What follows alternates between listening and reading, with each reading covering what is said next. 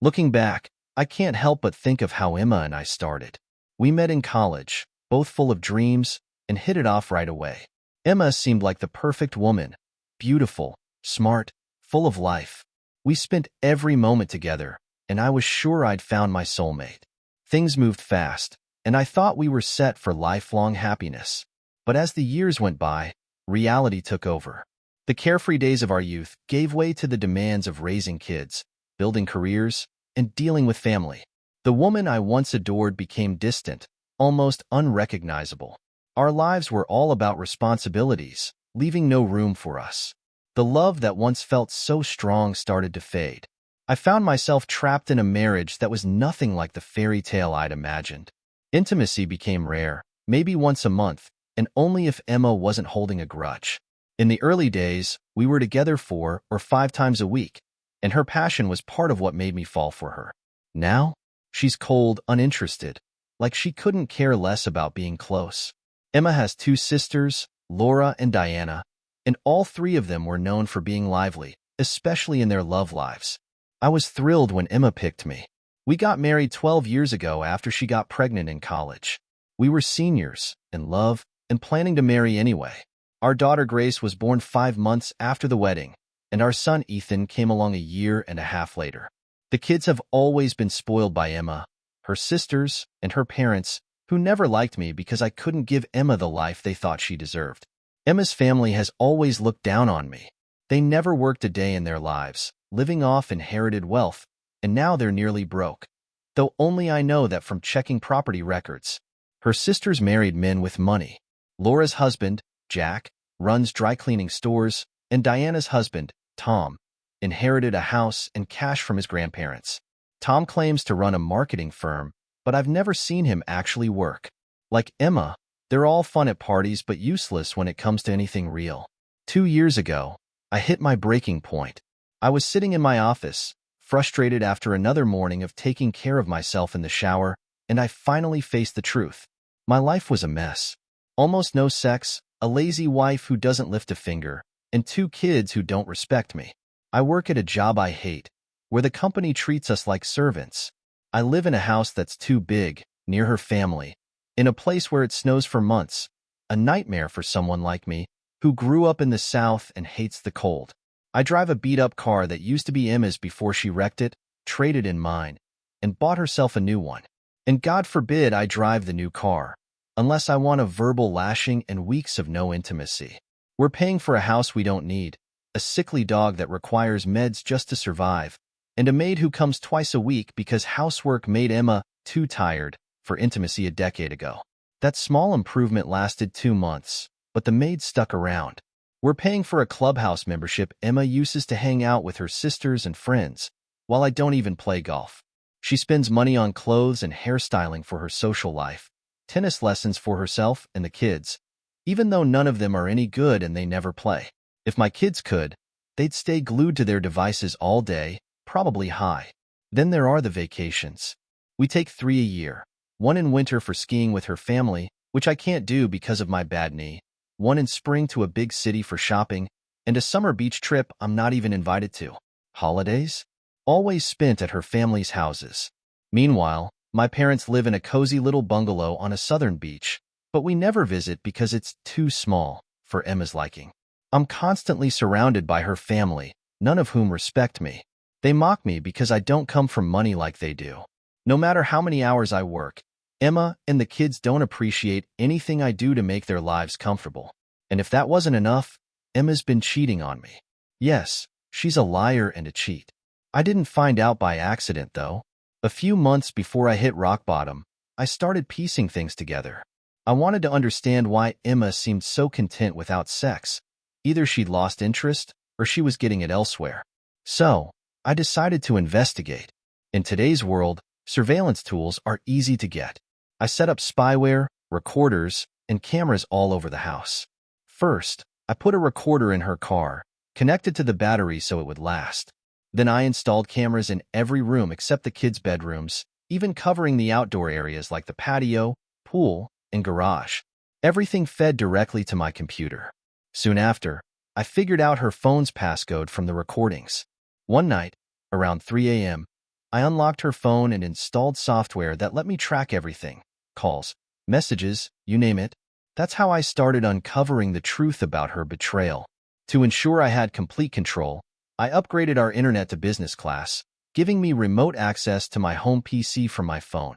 2 weeks later, after everyone was asleep, I sat down to listen to a recording from Emma's car. What I heard felt like a gut punch. "Can you meet this Thursday? 10 works for me. I can't wait to ride you hard." Her lover responded, "Me too, babe. Love you." Hearing those words was brutal, but strangely, I wasn't sad, just furious. I shut off the computer and took the dog for a walk, boiling with anger. The next morning, reality hit me like a freight train. I was living with a cheating wife and stuck in a one-sided life. I knew I had to get out of this nightmare, but first, I needed to identify the guy and gather solid evidence. I checked Emma's phone, but there were no suspicious messages. She must have had a second phone. After a late night at work, I searched her car and found the hidden phone in the air vent, secured with Velcro.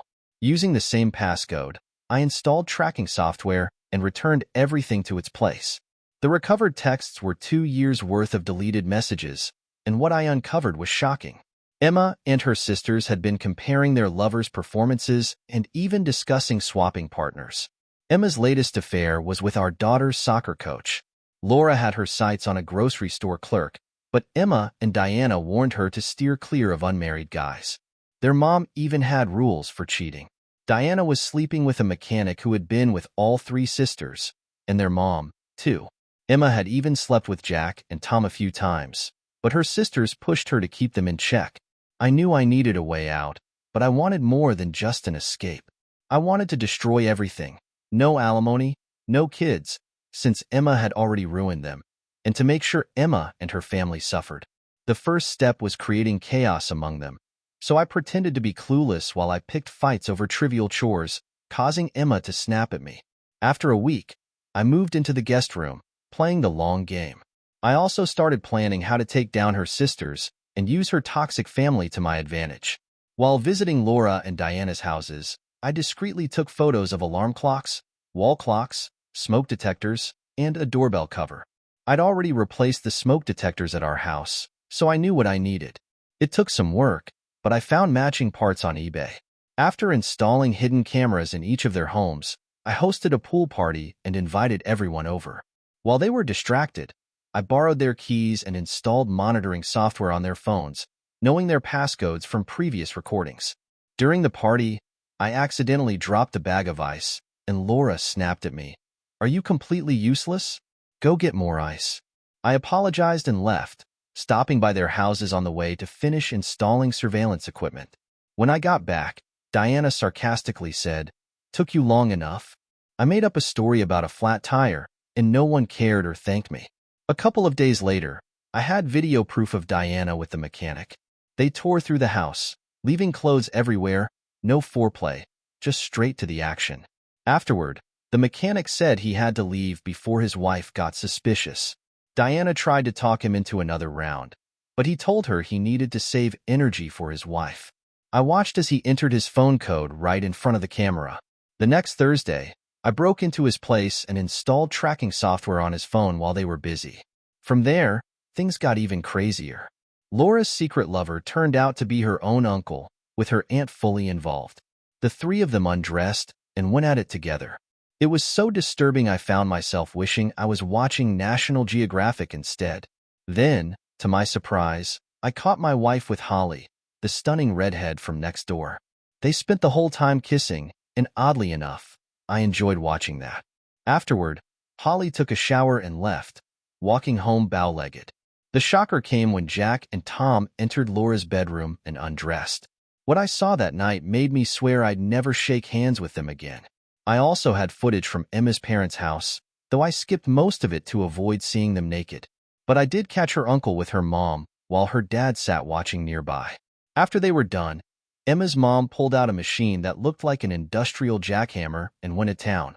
The noise must have rattled the whole house.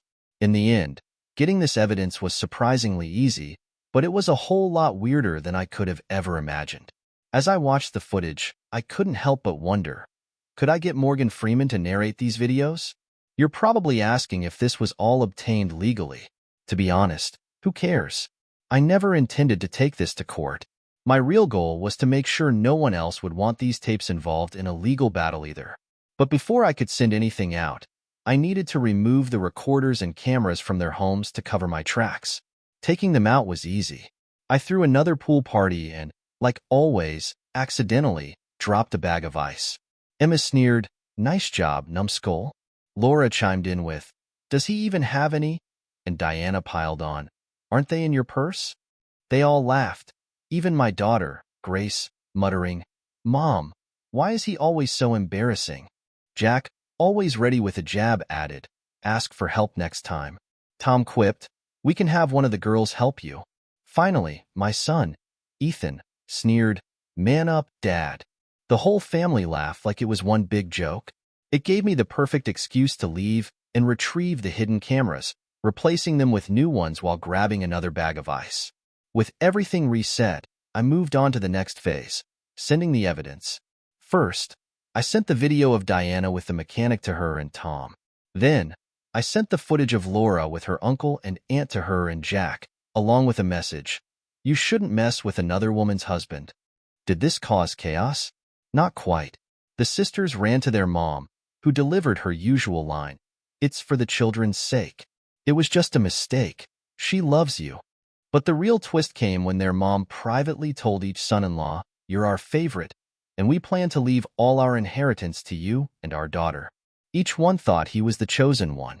I then sent Jack and Tom their own compromising videos with a message, "File for divorce on infidelity grounds, or this goes public." Within a week, both had filed for divorce. During their complaints about their wives, I casually mentioned, "I think the in-laws are broke. They've got a second mortgage, no savings, no social security. They never worked."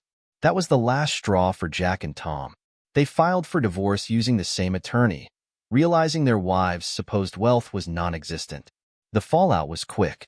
My in-laws were blindsided when they learned Jack and Tom weren't as rich as they'd thought. Jack, for all his bragging, was just a manager at his father's dry cleaning store, living in a house his dad owned as a wedding gift. Tom's situation wasn't much better. His inheritance was smaller than he'd believed, and most of it went to Diana in the divorce. The house everyone thought he owned? It belonged to his parents, who had disowned him. Diana tried to stay, but my mother-in-law ruined it by threatening Tom's dad, who hung up on her and put the house up for sale 2 days later. Tom's entire life had been a lie. He never owned a marketing firm. In fact, he'd been fired from his first job for sexual misconduct. Meanwhile, my mother-in-law ended up in jail after confronting the mechanic's wife. She slapped her in a coffee shop, but the mechanic's wife fought back, breaking her nose and giving her 2 black eyes. The whole thing was caught on camera, including a hidden one-eyed placed in my mother-in-law's car. While waiting for the police, the mechanic's wife asked, "Why do you think I sent the videos?" My mother-in-law, still sneering through her broken nose, replied, "He said you weren't good in bed. Did you think you could keep him all to yourself when we were willing to share?" To make things worse for the mechanic, I sent his wife the video of him with Diana, plus his trophy photos and cheating texts. She divorced him within 3 months. At a family gathering, Jack and Tom, both drunk, started whining to me about their divorces. Tom admitted he married Diana hoping her parents were rich and that it would help patch things up with his own father. Now, most of his trust fund was gone.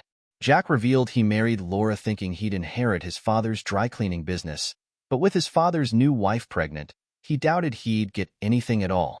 In the end, the sisters were so focused on marrying into wealth that they didn't realize their husbands were as broke as they were.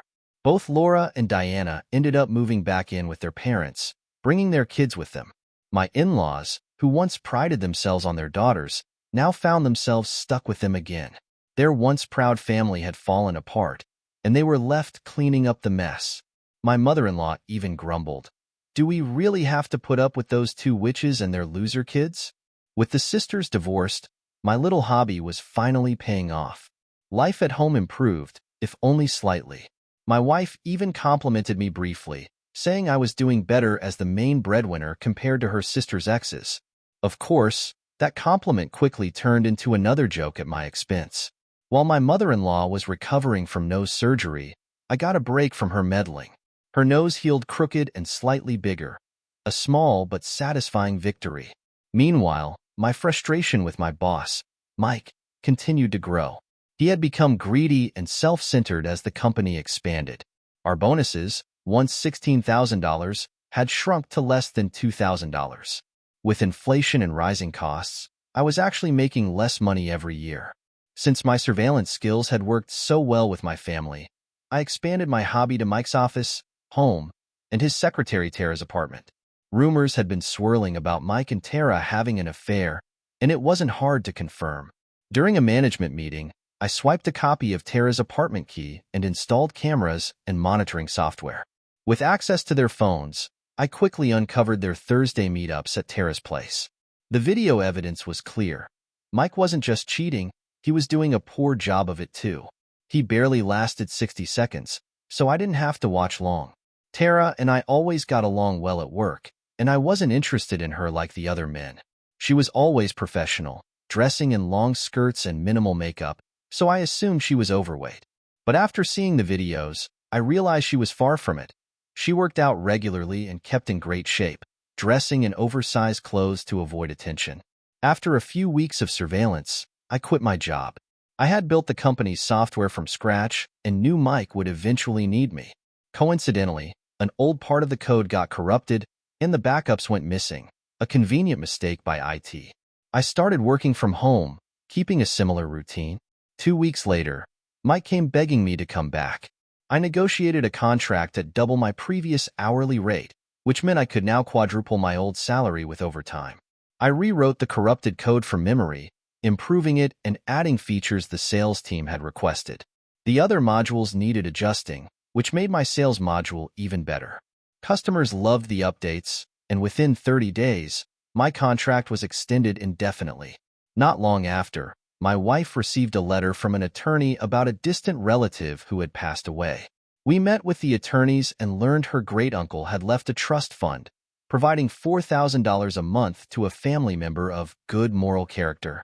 If that person had a child named after him or his late wife, the amount would increase to $20,000 per month. Since Emma's sisters were excluded for their bad behavior, the attorneys approached Emma. We signed the paperwork, and the first check came in. Emma was thrilled, talking nonstop about quitting birth control and having another baby to secure the bigger payout. Once we got home, I told her, "We need to talk." She was too excited to notice my serious tone. At the kitchen table, I had to ask her to stop texting. "I quit my job a year ago, and things haven't gone as planned," I confessed. "What? And you're just now telling me?" she exclaimed. "I started my own software company. It's working, but it's taking longer than expected," I explained. "Well, that doesn't matter now," she said dismissively. "We've got plenty of money, and more is coming." She jumped up to kiss me, but I stopped her.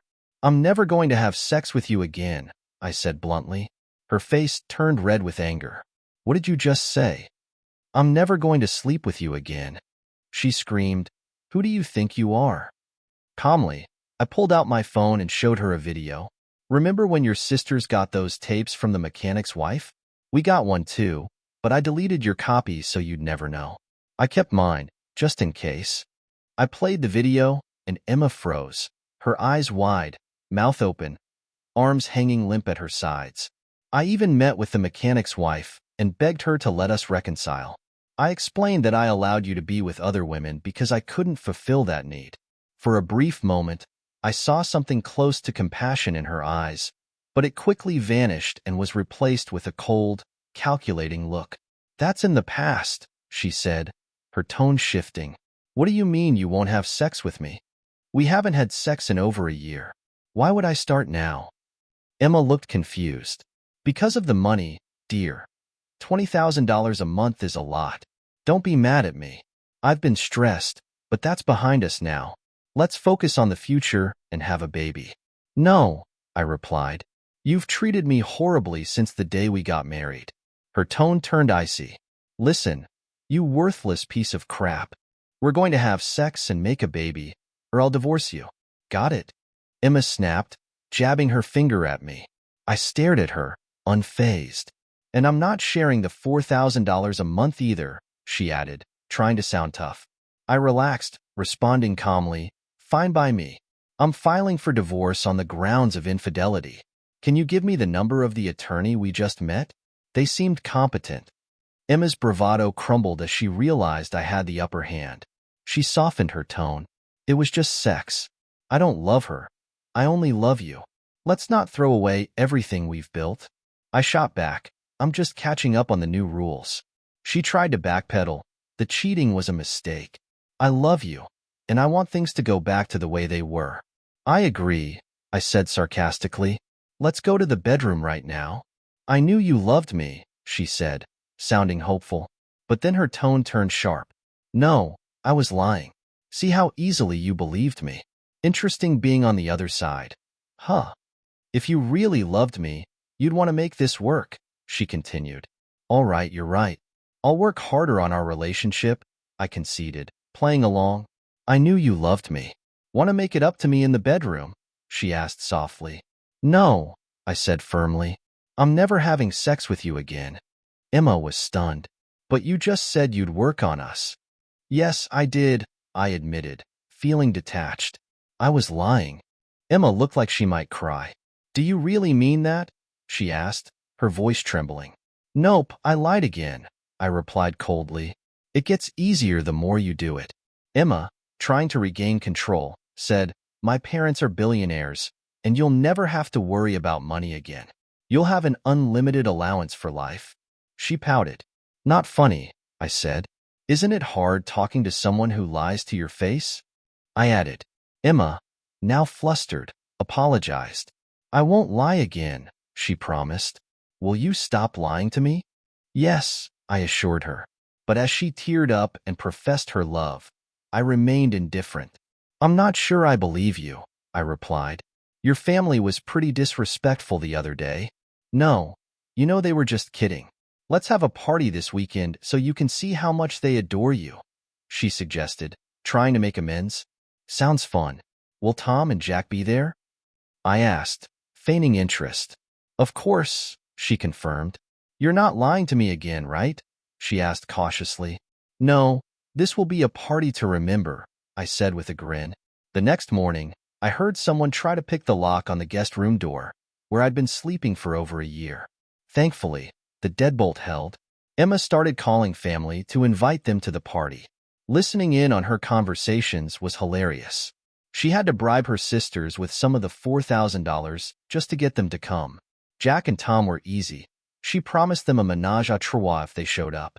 Her parents, uninterested at first, jumped in when they heard about the $20,000 a month. Her dad even began scheming with Emma about how to screw me out of the money once the baby was born. What stung the most was watching Emma convince Grace and Ethan, our own kids, to be nice to me. She had to mention money before they begrudgingly agreed to behave.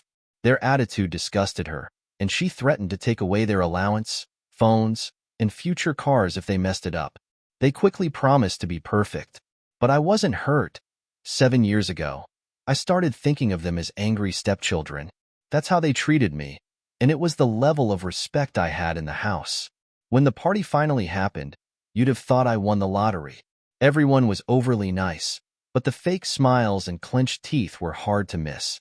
I played along, being polite and complimenting the kids on their behavior, which was so good it didn't seem like they were mine.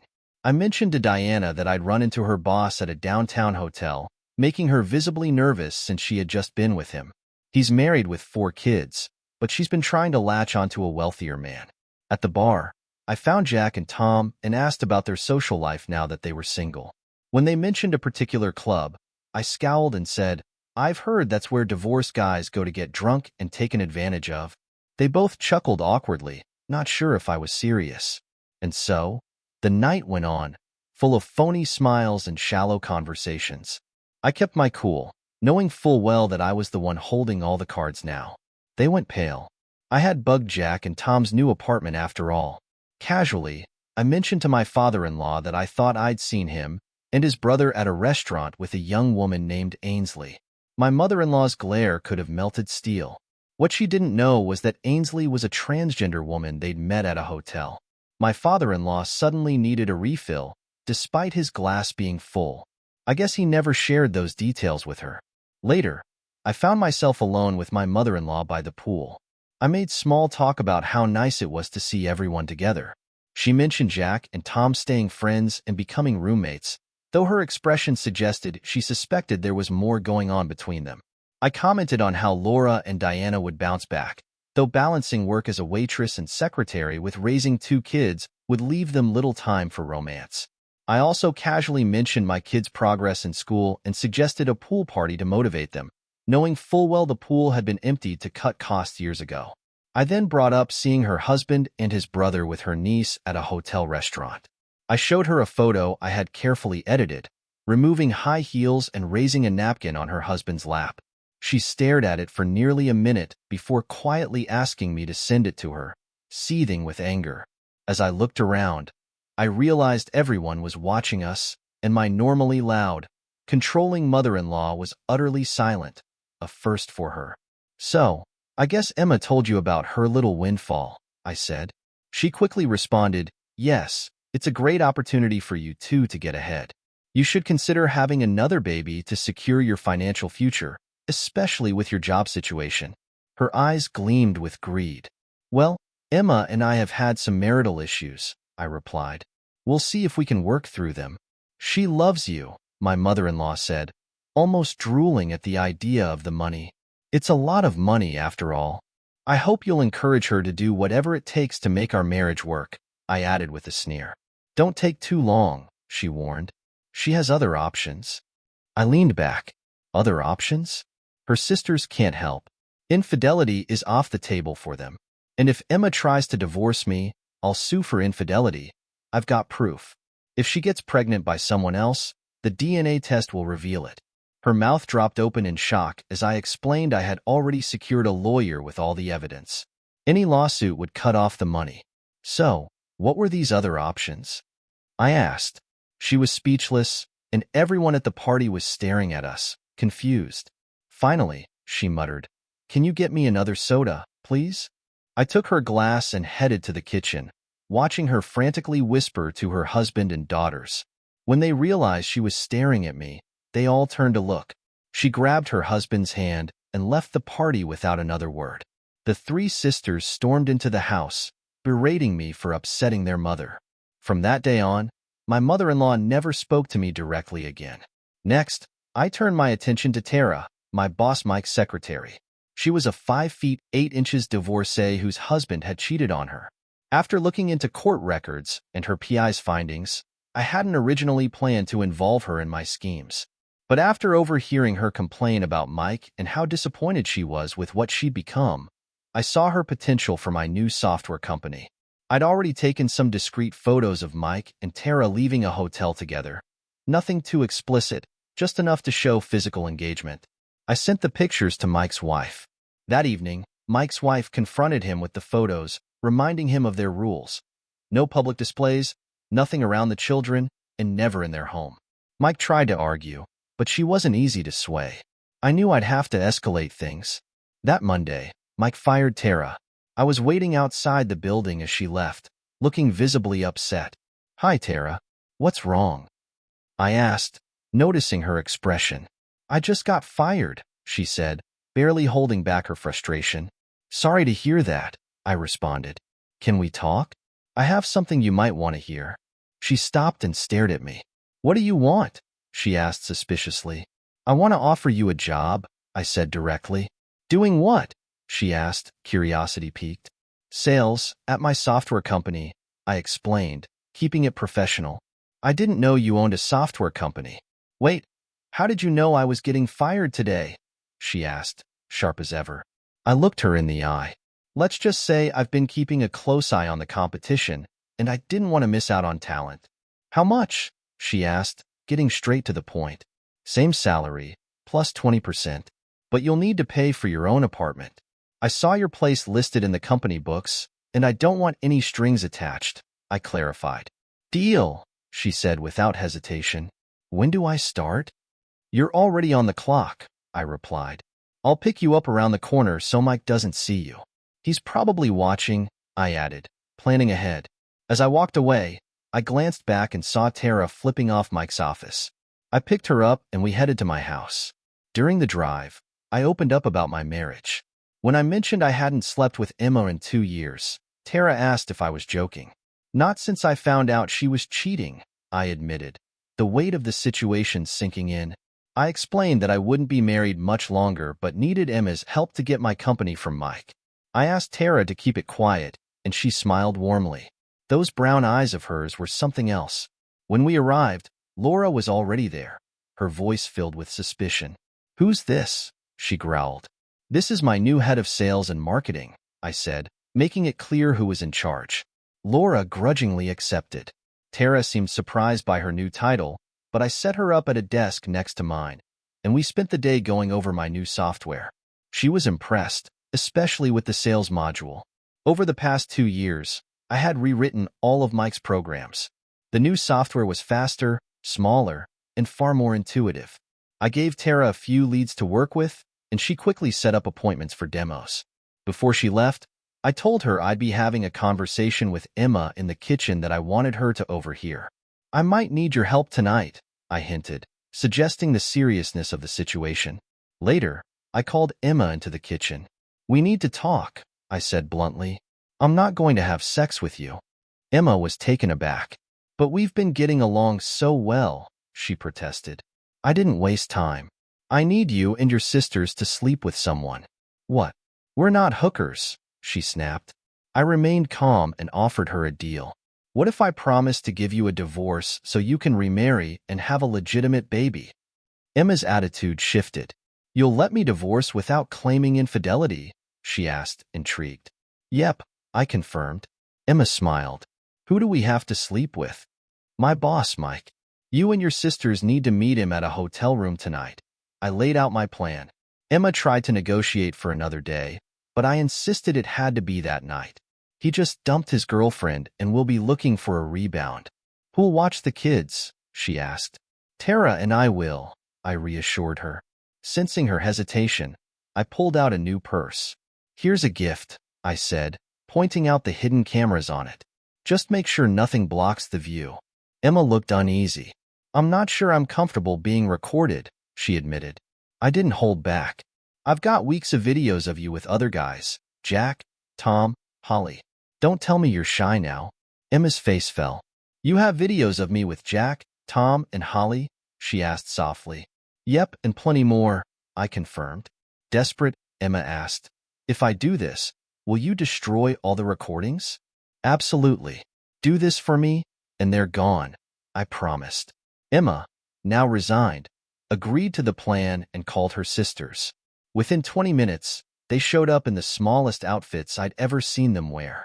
I didn't even know Emma owned something so skimpy, but I guess the promise of free babysitting, drinks, and a hotel suite with a new guy had them excited. Once alone with the sisters, I showed them a picture of Mike. "I want you to wear him out," I instructed. Their eager smiles told me they were up for it. After they left, Tara and I settled the kids in front of the TV and went to the office to monitor the situation. I started explaining more of my plan to Tara, but she waved me off. "No need," she said. "From what I've seen and heard, Mike deserves whatever's coming." The sisters arrived at the lounge before Mike, and I told Emma to leave her purse on the table to get a good view through the cameras. When Mike showed up, he was with Rachel from work. Tara cursed under her breath. "She didn't waste any time," she said, snapping a photo of Rachel and sending it to her boyfriend, Adam, with a quick call implying trouble. Minutes later, Rachel was crying and ran out, leaving Mike confused. Emma saw her opportunity and shouted across the bar, "Forget her." Mike, clueless, joined the sisters at their table, and soon they were all headed to a hotel suite. Once in the room, the sisters quickly undressed, followed by Mike, and chaos ensued on the bed. After 25 minutes, I was getting pretty turned on and glanced over at Tara, who was also visibly flustered. I apologized and offered to stop watching the video, but Tara suddenly left the room, locking the door behind her when she returned. "The kids are asleep. I need you," she said. After 2 years without sex, I wasn't about to say no. We hooked up and then resumed watching the footage together. "They might actually screw him to death," I joked. "Nice way to go." Mike, usually a one-and-done guy, had taken 2 Viagra pills, courtesy of Emma. From what we saw, it looked like he was foolish enough to take both. Tara and I later slipped into the guest room, showered together, and slept there, setting an early alarm to avoid any morning drama with the kids. The next morning, I fast-forwarded through the rest of the video. The sisters had kept Mike busy for over 3 hours, treating him like a human sex doll. His grin showed he didn't mind. Tara wanted to leave, but I convinced her to stick around a bit longer. She even made breakfast for the kids, who were amazed. Tara left around 9 to change, and by the time Emma and her sisters returned at 11, they were all exhausted but smiling, while Mike looked thoroughly worn out. I gave Emma more instructions and told her to call Mike for a repeat performance. He agreed but insisted on taking just 1 Viagra this time. As before, they started drinking in the suite before Mike arrived, but this time, Jack and Tom showed up as well, turning it into a full-blown event. I stopped watching at that point, deciding to wait until Tara was back to view the rest. The next day, with Tara out for client visits, the kids at school, and the sisters still at the hotel, I fast-forwarded through the tape. It was like a bad European B-movie from the 70s, but I got what I needed. I rented an apartment downtown across from Mike's office, fully stocked and cleaned by a maid, and arranged for the sisters to meet Mike there as often as he allowed.